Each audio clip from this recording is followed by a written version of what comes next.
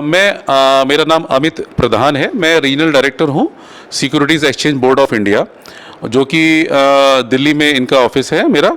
और मेरे रीजन में 7 स्टेट्स आते हैं, जिसमें कि Haryana, Punjab, Chandigarh union territory, Himachal, Uttaranchal, Uttar Pradesh, Jammu and Kashmir and Delhi state. तो ये एरिया को मैं मैनेज करता हूँ। और हमारे जो लोकल ऑफिसेज हैं, चंडीगढ़ में है, देहरादून में है, लखनऊ में है और शिमला में है, और जम्मू में भी हमारा शीघ्र ऑफिस खुलने जा रहा है। सर, आप आज यहाँ पे आए हैं चंडीगढ़ में सेमिनार अटेंड करने, इसका क्या मकसद है इस सेमिनार? जी, सेबी को एक मैंडेट मिला हुआ है, जो जिस एक्ट के अंदर ये सेबी का गठन हुआ है, कि वो इन्वेस्टर अवेयरनेस जो है पूरे भारत में इसको प्रचार करेगी इसके बारे में।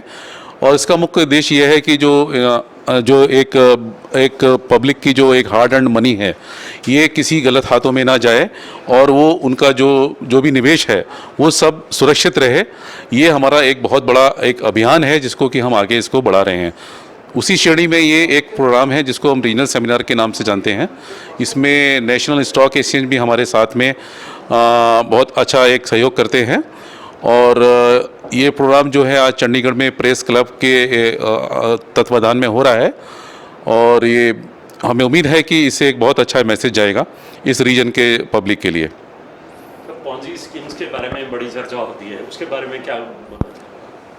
सेबी ने पिछले कुछ सालों में एक अभियान छेड़ा है इन पॉन्जी स्कीम्स के अगेंस्ट। वैसे पॉन्जी स्कीम सेबी रेगुलेट नहीं करता है, बट फिर भी हम लोगों को वार्न करते हैं कि इन स्कीम्स में पैसा ना लगाएं, क्योंकि ये रेगुलेटेड स्कीम्स नहीं हैं। इसमें लोगों का बहुत पैसा डूबा है पहले, बट इस क्षेत्र में हमने काफ़ी ऑर्डर्स भी पास किए हैं। करीब 200-300 ऑर्डर पास किए हैं सेबी ने 2 से 3 सालों के अंदर, और जिसमें कि हमने सारी कंपनीज़ को बैन किया है।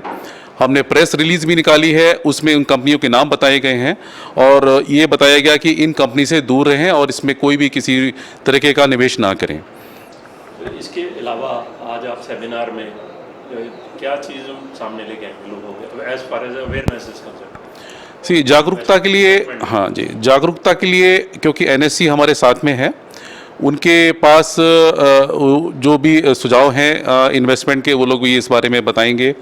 बट एज ए रेगुलेटर से भी हम लोगों को ज़्यादातर यही बताएंगे कि वो एक सेफ इन्वेस्टमेंट करें और गलत स्कीमों में पैसा ना लगाएं। ये हमारा उद्देश्य है। कुछ इकॉनमी में अपग्रेडेशन हुई है, कुछ पिछले सालों से चेंजेस देख पा रहे हैं आप कुछ? सेबी ने जो अभियान चलाया है साक्षरता का, वित्तीय साक्षरता का, एक सबसे बड़ा फ़ायदा तो यही हुआ है कि पॉन्जी स्कीम पे बहुत बड़े रूप से एक तरीके से लगाम लगी है। भारत सरकार ने भी हमको बहुत सारी शक्तियां प्रदान की हैं सेबी एक्ट में, जिसमें हमने एक्शंस लिए हैं। इससे भी काफ़ी कुछ रोक लगी है इन तरह की स्कीमों में। बट इससे एक फ़ायदा ये भी हुआ है कि ये जब पैसा एक गलत स्कीमों में नहीं लगेगा, तो निश्चित रूप से ये एक जो रेगुलेटेड स्कीम्स हैं, जो स्टॉक एक्सचेंज से रिलेटेड हैं या किसी भी रेगुलेटर के अधीन जो स्कीम्स आती हैं, ये पैसा वहाँ लग रहा है। हालांकि मैं इस वक्त आपको ये बताना चाहूँगा कि डीमेट जो एक इंडिकेटर है कि नंबर ऑफ इन्वेस्टर्स का, तो इसमें पिछले कुछ सालों में काफ़ी मात्रा में बढ़ोतरी हुई है, जिससे कि हम ये कह सकते हैं कि इन्वेस्टर मार्केट में काफ़ी आ रहे हैं। स्टॉक एक्सचेंज मार्केट में बढ़ावा हुआ है, कुछ बिल्कुल पिछले क्षेत्रों में भी ऐसा देखने में चेंज आया, या सिर्फ बिग मेट्रोपॉलिटन सिटीज़ में ही सिर्फ ऐसा चेंज आया? इस वित्तीय साक्षरता का जो अभियान जो हमारा है, इस तरफ स्टॉक एक्सचेंज से नहीं कर सकते जो हम इसको नापते हैं। इसमें क्योंकि प्रधानमंत्री जी की जो जनधन योजना है, बैंक अकाउंट्स वगैरह खोले गए हैं, निश्चित रूप से इसमें इवन गांव तालुका लेवल पर भी जो पैसा जो है एक सेफ इन्वेस्टमेंट के रूप में और सेफ डिपॉजिट्स के रूप में बैंकों में भी गया है।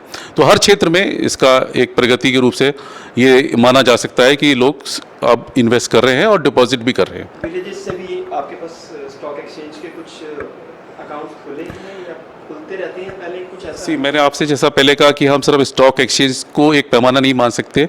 हमारा अभियान ये है कि वित्तीय साक्षरता, हम गांव में जाके ये साक्षरता जगह जगह फैलाते हैं और उनको ये बोलते हैं कि कहाँ का इन्वेस्टमेंट सही तरीके से हो सकता है।